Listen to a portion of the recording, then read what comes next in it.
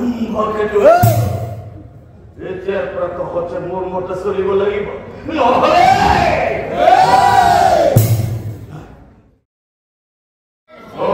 বুদ্ধি গণা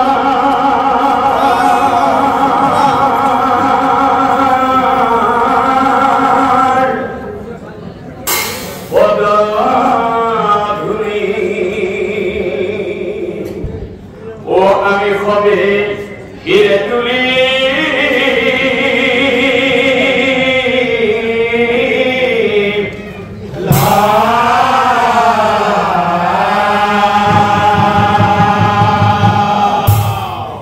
ভক্তি রখার পদায় আমি ওকে রাখার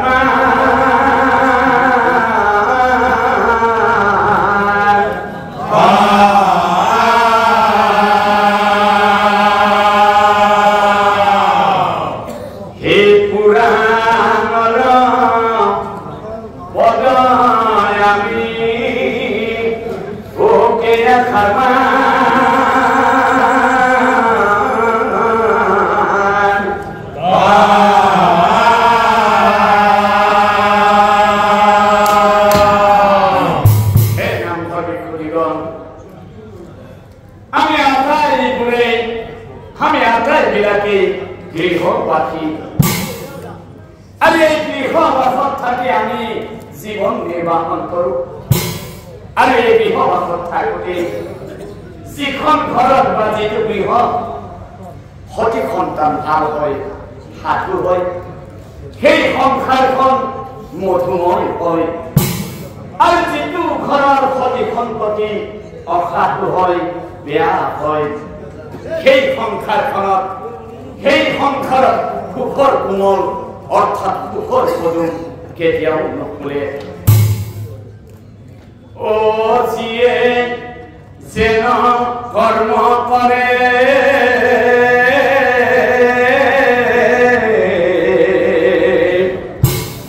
ও সেই মতে ফল ধৰে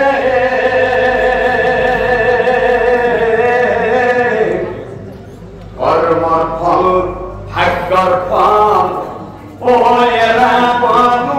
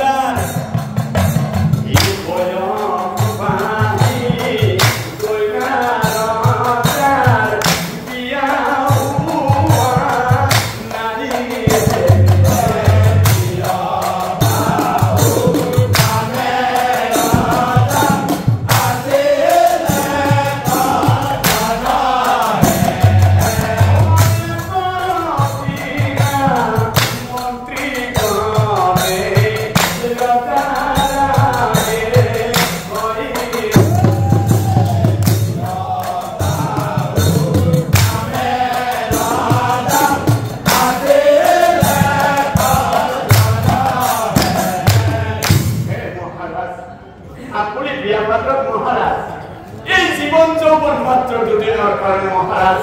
অন্তত আপনি বংশ রক্ষার কারণে হলেও বিয়া পাঠক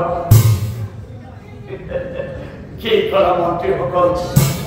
মই বিয়া পাতিব লাগে অৱশ্যে কথাটো এনেকুৱা মন্ত্ৰী সকল মানুহৰ এই মানৱ জীৱনৰ এটা তৃপ্ত শব্দ হৈছে পিতা বা মা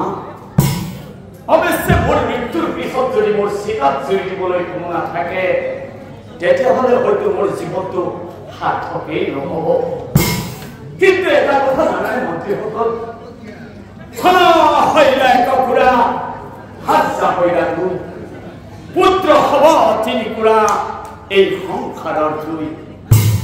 তথাপিতো তোমালোকেও বিয়া পাতিব ইচ্ছা নহয় ঠিক আছে দিয়া আৰু এনেকৈ কিছুদিন যোৱাৰ পিছত বলো ভাই পেলা বনে কি বলো ভাই পেলা বনে কি দাম্পত্য জীবন লৰা সাজিবি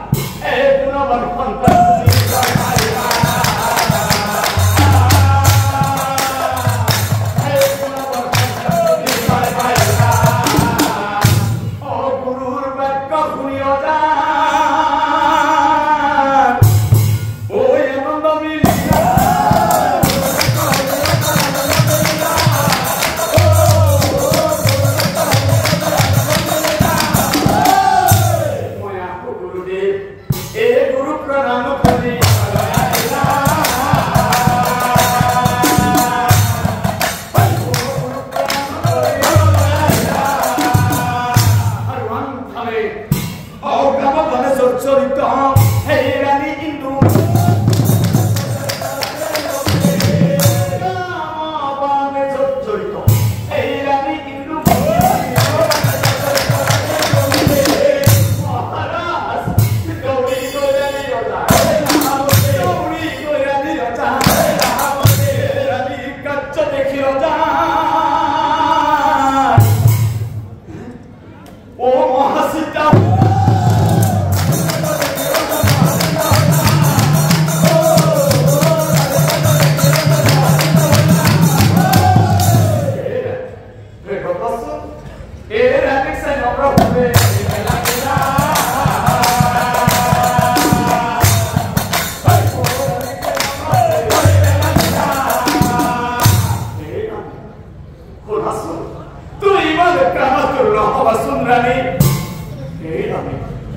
মই গুরুদেবর সরলে বসছিল রানী আর গুরুদেব আমার কি বলে জানা অহাকালি আমার কি ব্রত পালন করিব দিছে আর ব্রতর শেষত মধ্যরাতি আমার দুজনকে মিলন করিব দিছিল রানী তেতিয়া হেনো আমি ভাল সন্তান পাম রানী ও রানী তেতিয়া তুমি আৰু মই ভাল সন্তানৰ পিতৃ মাতৃ হব পাৰিম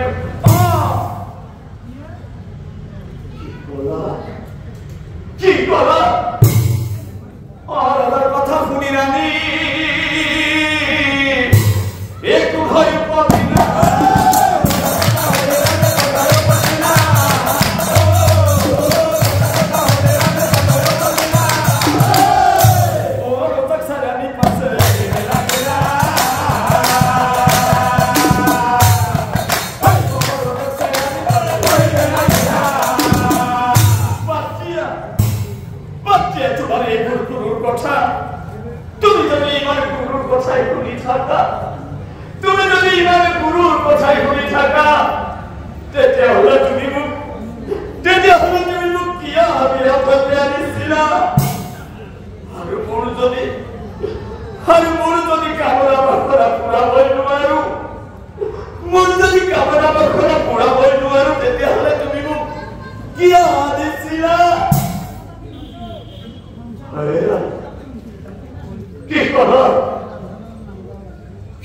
Bye.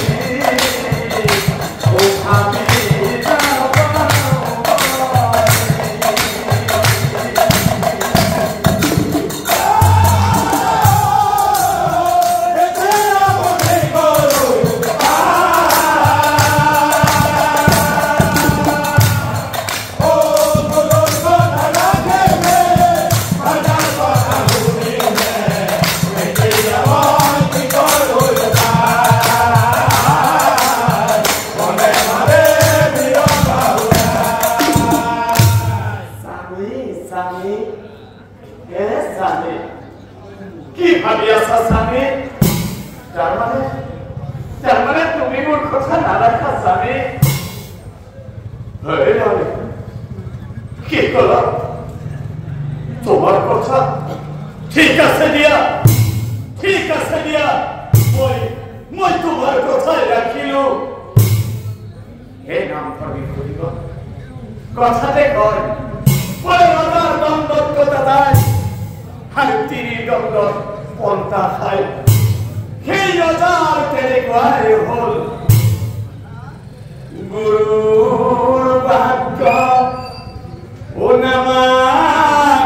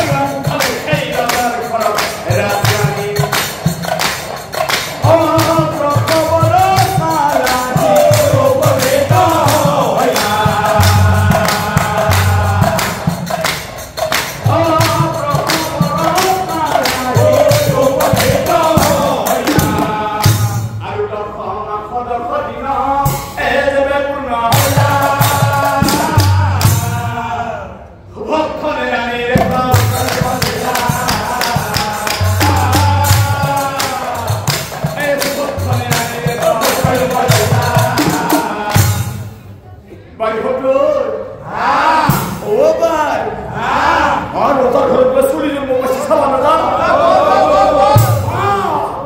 কি মুখে বেশি আসলে হাতে হয় ও আয়া জীবন দৌড়ে যাবে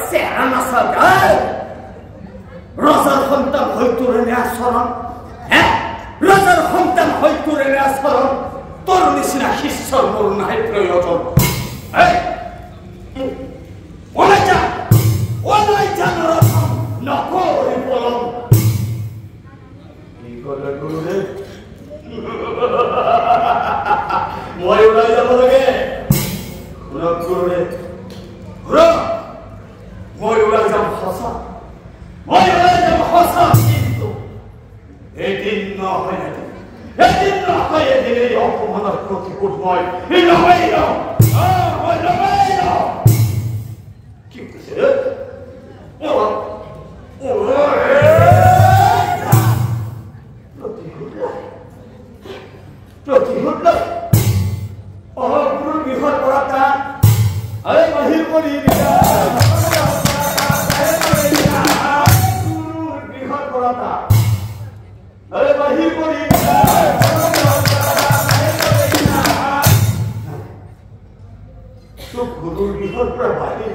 বাসা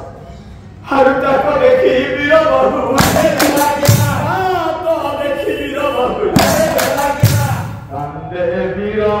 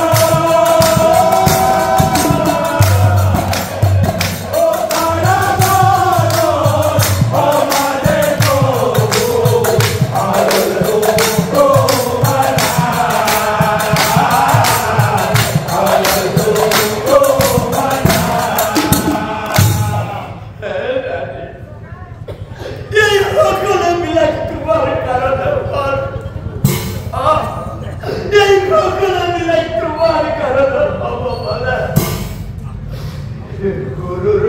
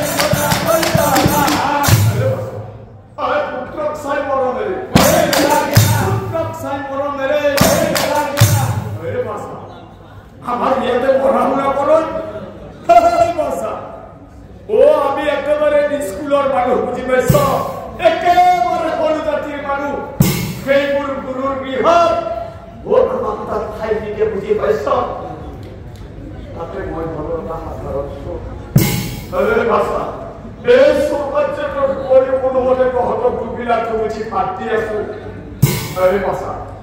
আমাৰ ইয়াতে পঢ়া শুনা কৰোঁ আমাৰ ইয়াতে পঢ়া শুনা কৰ পিতৃৰ কথা চন্দ্ৰৰ পাছে মহাদুঃখ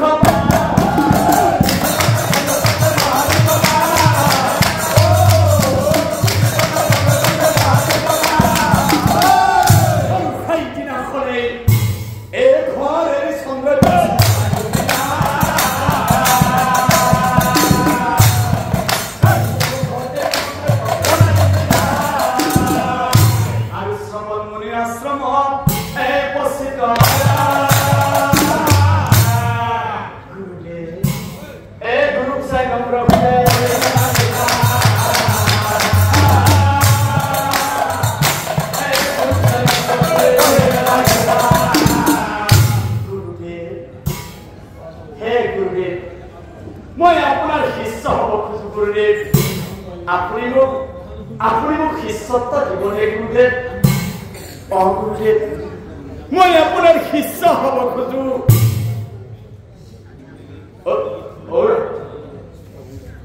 তোমাৰ নাম ঠিকনা গোত্ৰ পৰিচয় মই একোৱে নাজানো পৰিচয় দিয়া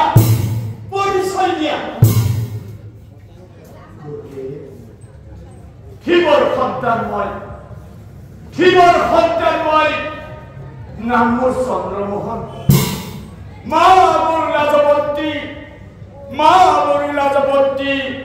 পিতা সাধিসুৰ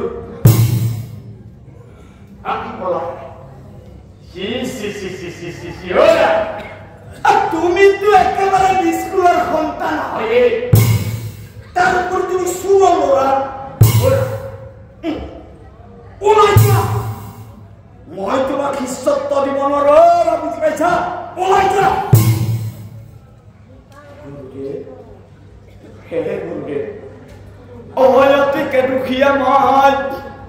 কলনিষ্ঠ আপুনি যদি মোক শিষ্যত্বও নিদিয়ে এই আশ্ৰমে ৰাখক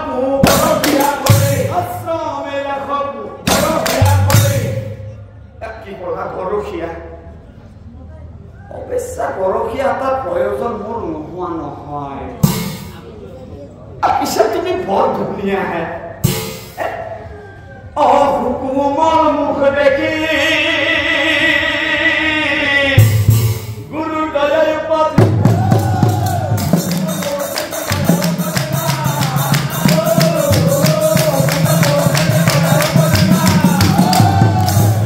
ঠিকে আছে দিয়া তুমি আজিৰ পৰা ইয়াতে গৰখীয়া হৈ থাকিবা হা গৰখীয়া কৰি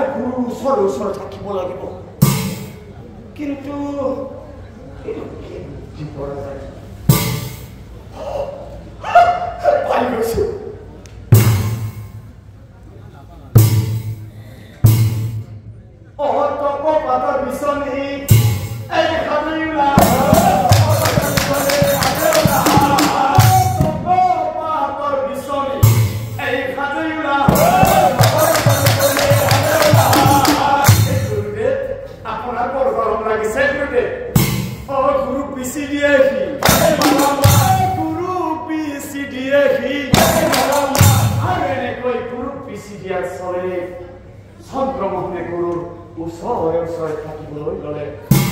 আৰু গুৰুদেৱে অন্য শিষ্যসকলক শিকোৱা সেই পাঠবোৰ তেওঁ আহৰণ কৰিবলৈ ধৰিলে আৰু এনেকৈ দিন গৈ আছে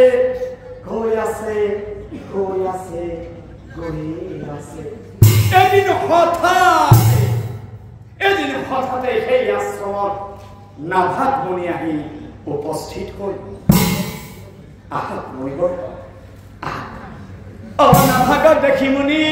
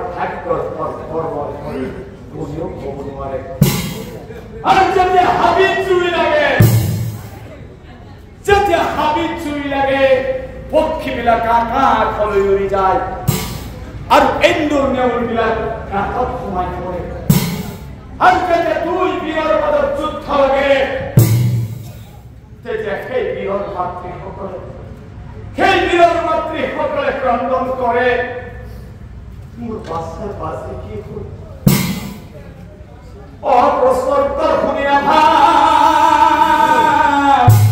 অসন্তুষ্ট হয়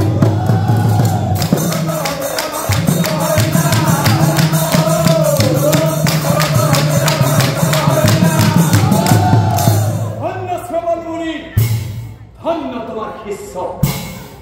পিছে মই আহো সেই আশ্ৰমৰ পৰা মুনি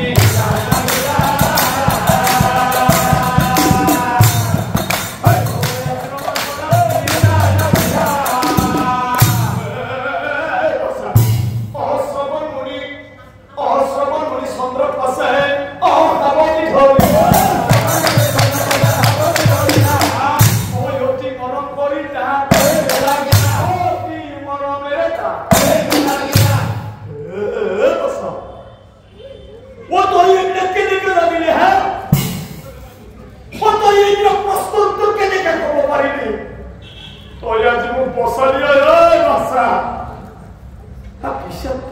গুৰু বুলি মাত নহয়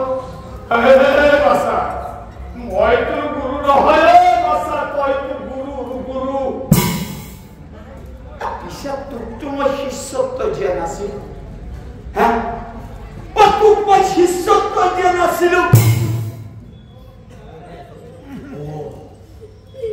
আজি মোৰ এটা ডাঙৰ ফুলৰ শুধৰণি হ'ল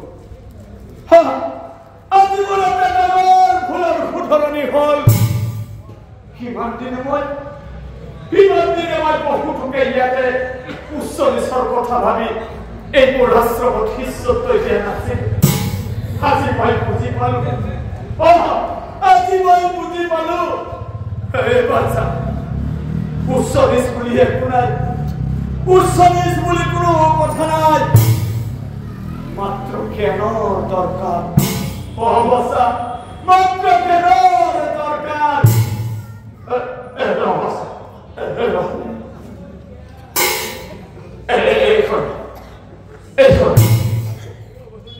গুৰু বলে লোৱা বাচা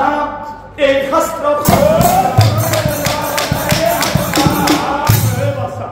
তোক মই ইমান দিনে যি শিকোৱা নাছিলো বিচাৰি লোৱা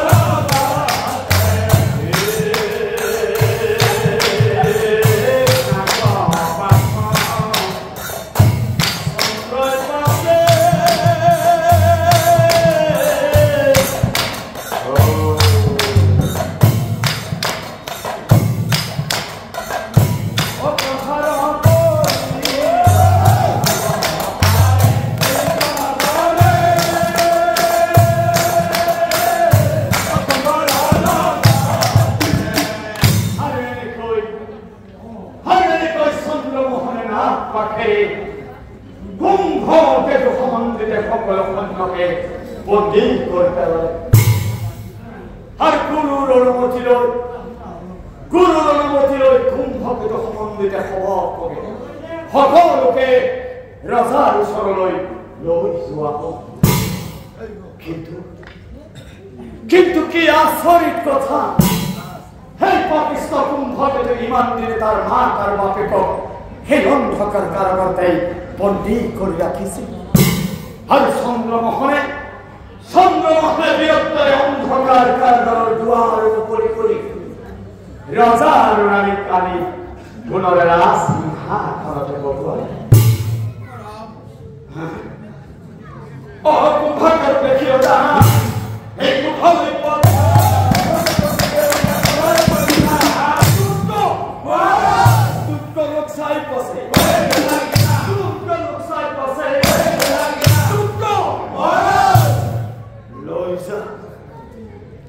লৈ যাই একদম চকুৰ আগৰ পৰা লৈ যা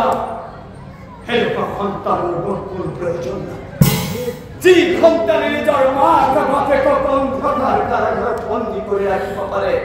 যি সন্তানে মোৰ কুলৰ অত্যাচাৰ কৰিব পাৰে লৈ যা লৈ যা ইয়াক মৃত্যুদণ্ড দে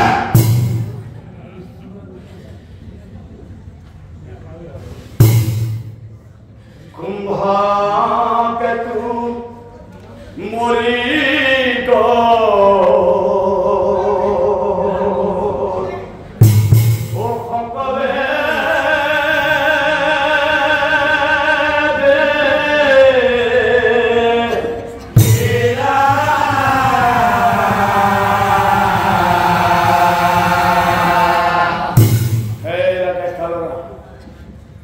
চন্দ্ৰক চাই ৰজাৰ পাছে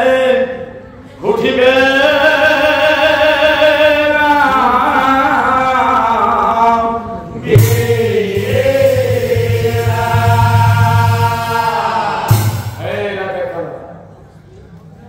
তুমি ইমান সুন্দৰ প্ৰথম ইমান চৰিত্ৰবান কিমান জ্ঞানবান তুমি পৰিচয় দিয়া তুমি বিলম্ব নকৰি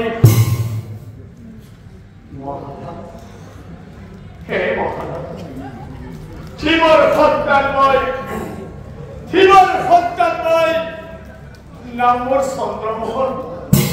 মা মোৰ ৰাজভন্তি পিতা সাধিচুৰ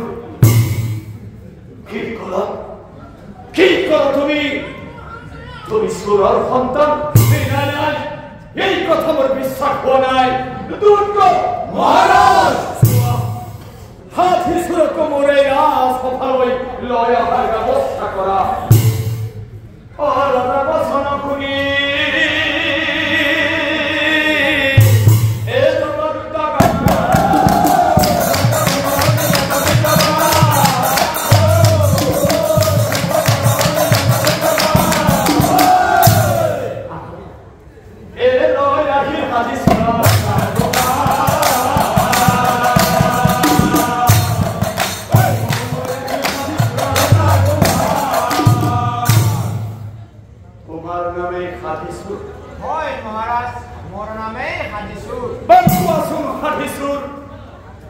তুমি মোৰ কেনেকৈ ইমান সুন্দৰ চৰিত্ৰবান জ্ঞানবান সন্তানৰ পিতৃ হ'ব পাৰিলা কোৱা কোনো ভয় শংকাৰ প্ৰয়োজন নাই মুক্তভাৱে কোৱা মহাৰাজ ভয়ে ভয়ে সাধিছো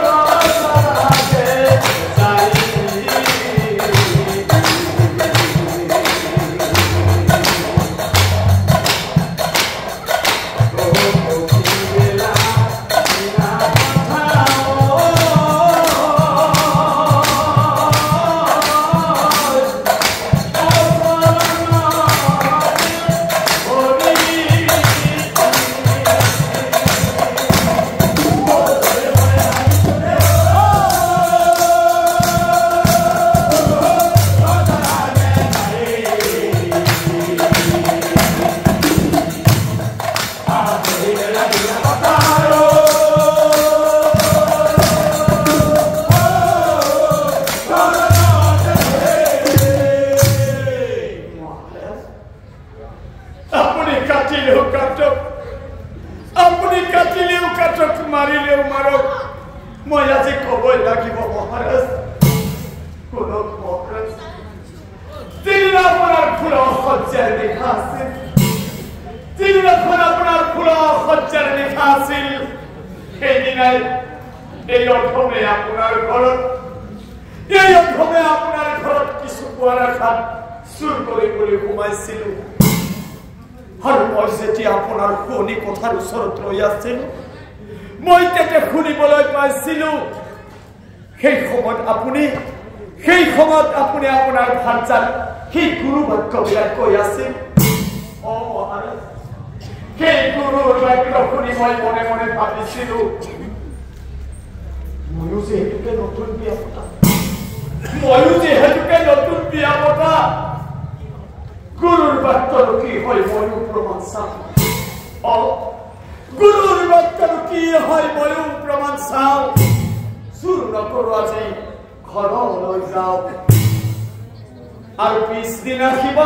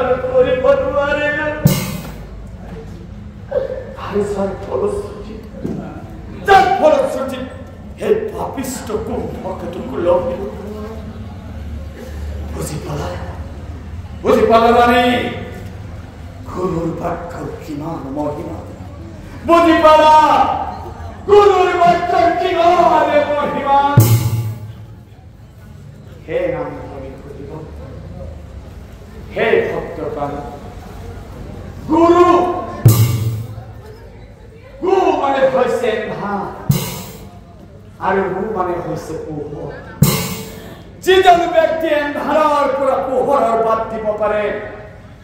যিজন ব্যক্তি এন্ধাৰৰ পৰা পোহৰৰ বাট দিব পাৰে, সেইজনাই হৈছে গুৰু। সেই নামটো শুনিব। সেয়েহে আমি সদায় গুৰুৰ বাক্য পালন কৰিব লাগে, গুৰু গোসাঁই মানিব লাগে আৰু গুৰুৰ বাক্য পালন কৰি দেহ সংসাৰৰ পৰা মুক্তি লভিব লাগে। সেই নাম ধৰি সুধিব। আমাৰ সমাজতো তথাকথিত বহুতো ডাঙৰ ডাঙৰ ভাল ভাল মানুহৰ সন্তান একেবাৰে বেয়া দেখা যায়। আৰু কিছুমান মানুহ যিবোৰ মানুহক আমি অতি সাধাৰণ বুলি ভাবো, যাক আমি অতি সাধাৰণ মানুহ বুলি ভাবো, তেনেকুৱা ব্যক্তিৰ সন্তান কেতিয়াবা উজ্জ্বল নক্ষত্ৰৰ নিচিনা হৈ এই সমাজত জিলিকি উঠে। আৰু এইবিলাক হয়তো তেনেকুৱাই কাৰণ। সেই নাম কথাতে কয় চাউল ভাল হয়। সেই মোৰ গুণৰ সাগৰ লক্ষীশ্বৰ মাতৃসকল, আপোনালোকৰ গুণ গৰিমাৰে আপোনালোকৰ সতি সন্ততি আপোনালোকৰ নৱপ্ৰজন্মক সুন্দৰ চৰিত্ৰৱান জ্ঞানৱান হৈ গঢ়ি তুলি এই সমাজখনক আকৌ সুন্দৰ কৰি গঢ়ি তোলাত আগভাগ লওক।